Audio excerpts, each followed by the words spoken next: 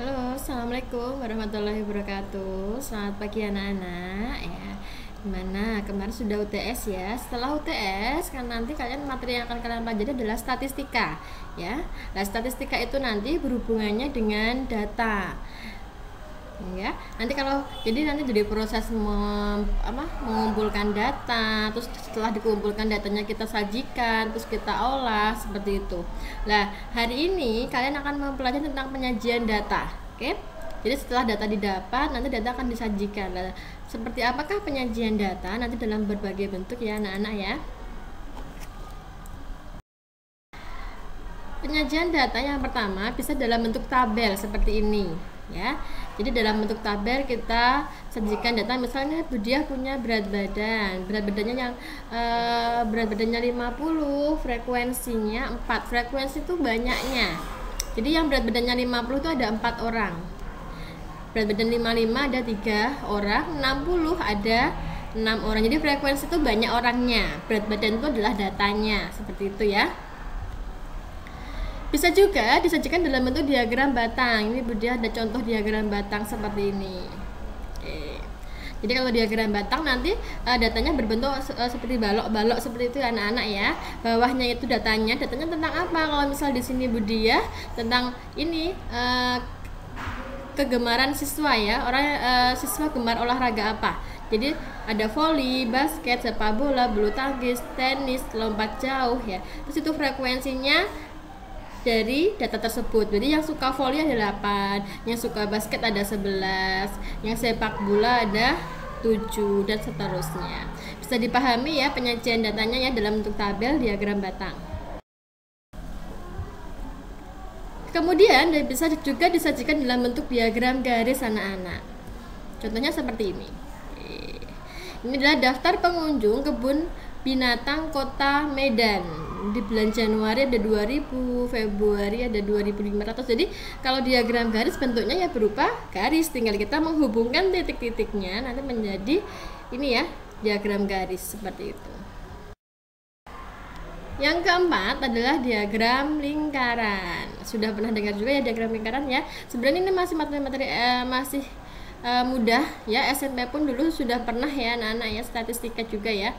Oke, ini diagram lingkaran. Diagram lingkaran contohnya seperti ini.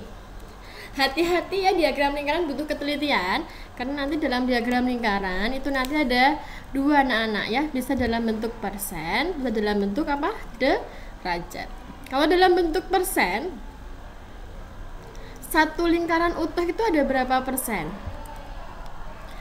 Ada 100%. Kalau dalam bentuk derajat, satu lingkaran utuh itu ada berapa derajat? 360 derajat. Jadi hati-hati jangan sampai kebalik. Lihat soalnya. Karena pengalaman kakak tingkat kalian biasanya mereka itu tidak teliti. Jadi kadang itu soalnya derajat mereka menggunakannya per 100. Jadi kan salah ya. Jadi kalau derajat itu 360 seperti itu.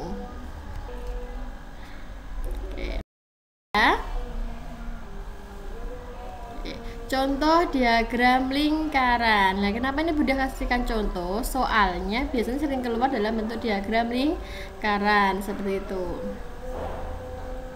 Nih, Bunda punya contoh pedagang 60 derajat, karyawan 100 derajat, PNS belum ada ya. Wira swasta 80 derajat, petani 90 derajat seperti itu. Oke. Soalnya, tentukan jumlah PNS jika jumlah pedagang 108 orang. Biasanya kalau kalian mendapatkan soal waktu SMP kan juga pernah ya diagram lingkaran ya, biasanya jumlah seluruhnya lah, hati-hati. Kalau seluruhnya sama ini yang diketahui pedagang beda loh ya, nanti cara mengerjakannya ya. Oke. Langkah pertama, karena ini yang ditanyakan PNS, kita harus tahu dulu derajat PNS ya. PNS-nya sudah ada belum derajatnya? Oh belum, berarti kita harus cari. Tadi kalau satu lingkaran penuh 360, berarti kalau untuk derajat PNS 360 derajat dikurangi, ini ya jumlahnya yang lainnya 60, 90, 80 sama 100. Sudah Budia hitung, maka hasilnya 30 derajat.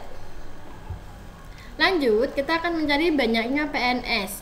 Untuk mencari banyaknya PNS, Sama dengan, karena yang ditanyakan PNS ya anak-anak ya, ini kan yang ditanyakan PNS, maka sama dengan derajat PNS dibagi derajat yang diketahui. Yang diketahui di sini siapa? Cek soalnya, oh pedagang, berarti derajatnya pedagang. Kalau yang diketahui semuanya berarti derajat semuanya, tergantung soalnya ya. Jadi kalau yang ditanya banyak PNS sama dengan derajat PNS dibagi derajat pedagang dikali jumlah pedagang ya. Jadi hati-hati, jadi jumlah pedagang sama derajat pedagang ini harus sama ya. Kalau ini pedagang ya ini pedagang. Oke? Sama dengan 30 per 60 dikali 108 sama dengan 54. Seperti itu, bisa dipahami ya anak-anak ya.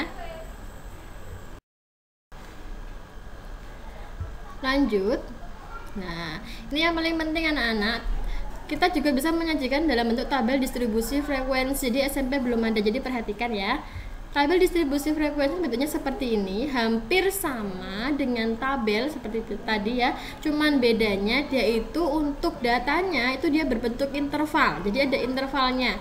Jadi kalau di contohnya Budia ini ada intervalnya 1 sampai 10, jumlahnya 5. Jadi data yang di antara ini nilainya 1 sampai 10, jadi bukan sampai 10 juga ikut ya. Jadi 1, 2, 3, 4, 5, 6, 7, 8, 9, 10 itu frekuensinya 5. Data 11 sampai ini 11, 12, 13, 14, 15, 16, 17 sampai 20 itu banyaknya ada 4. Jadi ada intervalnya ya, didistribusikan frekuensinya ya. Jadi seperti ini.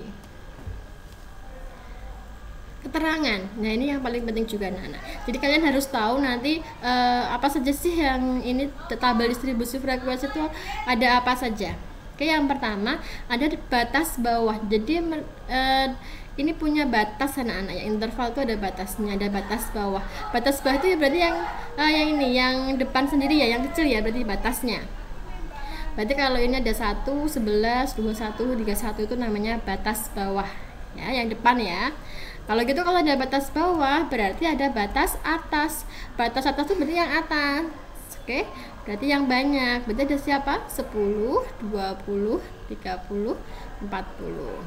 Nah, selain kalian mengenal batas, kalian juga akan mengenal yang namanya tepi.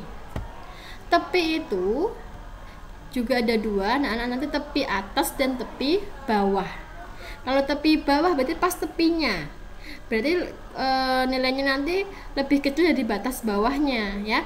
Tepi bawah itu, batas bawah ini dikurangi setengah atau dikurangi 0,5, sehingga batas bawahnya tepi bawahnya ya, 1 ini dikurangi 0,5 berarti berapa? 0,5. 11 kurangi 0,5, 10,5, sehingga bisa ditulis seperti ini. Tepi bawah berarti 0,5, 10,5, 20,5, 30,5. Tepi itu batas bawah dikurangi 0,5, seperti itu ya. Kalau tepi atas itu berarti hubungannya sama atas juga, batas atas. Tepi atas itu batas atas ditambah 0,5 ya, hati-hati. Tepi atas, batas atas ditambah 0,5, berarti ini 10,5, 20,5, 30,5, 40,5, tinggal tambahin 0,5 seperti itu. Oke, selanjutnya ya, ada kelas, ada banyak kelas. Nah, kelas ini nanti jadi satu ini, interval ini 1 sampai 10 namanya ini kelas ya. Berarti ada berapa kelas nih? 1, 2, 3, 4, ada 4 kelas ya. Jadi 1 sampai 10 itu namanya satu kelas. 11 sampai 20 satu kelas. Berarti banyaknya kelas ada 4.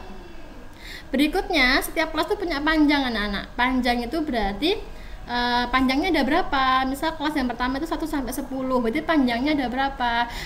Kalian bisa menggunakan rumus. Kalau menggunakan rumusnya seperti ini, tepi atas dikurangi tepi bawah. Pakainya tepi, hati-hati, bukan batas tapi tepi. Berarti panjang kelasnya 10,5 tepi atasnya dikurangi tepi bawahnya 0,5 sama dengan 10. Kalau kalian asal mengurangi saja bisa salah loh ya. Bu, kalau misal 10 kurangi 1 boleh tidak? Salah ya. Karena kalau kamu 10 kurangi 1 namanya batas atas kurangi batas bawah. Salah. Kan tepi kan berarti pakainya tepi itu tepi atas kurangi tepi bawah, bukan pakai batas ya. Atau kalau enggak bisa juga pakai manual. Manual itu berarti kalian hitung sendiri manual, ya. Manual itu berarti angka 1, 2, 3, 4, 5, 6, 7, 8, 9, 10. Ada berapa? Satunya ikut dihitung ya. Satunya ikut dihitung, 10-nya ikut dihitung. Berarti ada berapa nanti panjangnya? 10. Gitu. Ya. Kalau misal Bu Dia punya soal gini, intervalnya 2 sampai 4. Hitung aja 2, 3, 4. Oh, ada 3. Berarti panjang kelasnya 3. Seperti itu.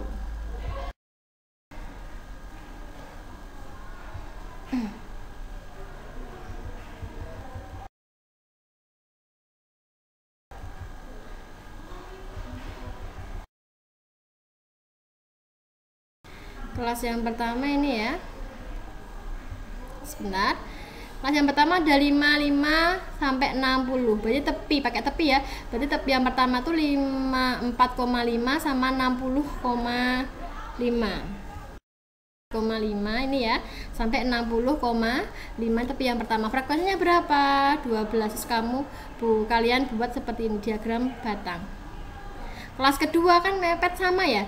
Jadi kelas kedua itu batas bawahnya sama juga dengan tepi bawahnya kelas kedua sama juga dengan tepi atasnya kelas pertama. Kan sama. Jadi ini gabung ya, kalau histogram tuh gabung. Ini berarti tepinya ini 60,5 sampai 66,5. Ini kelas kedua, banyaknya 4. Dan seterusnya dibuat seperti diagram batang. Namanya histogram. Kemudian nanti ada poligon frekuensi. Kalau poligon frekuensi itu lebih cenderung ke diagram garis ya. Jadi kalau poligon frekuensi lebih cenderung ke diagram garis tapi pakainya titik tengah.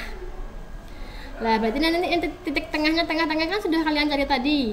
Yang titik tengah kelas pertama 57,5, 63,5, 69,5. Ini kalian tarik sampai frekuensinya kemudian dihubungkan dengan garis. Itu namanya poligon frekuensi.